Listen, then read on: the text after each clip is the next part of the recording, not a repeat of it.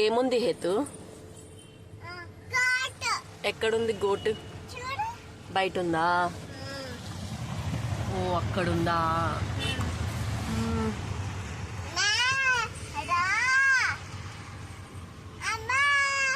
పెంచుకుంటావాను?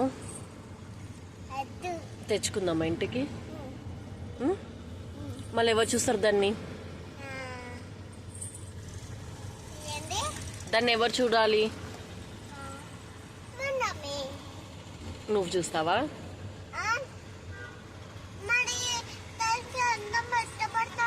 మరి నువ్వే పెట్టాలి అన్నము.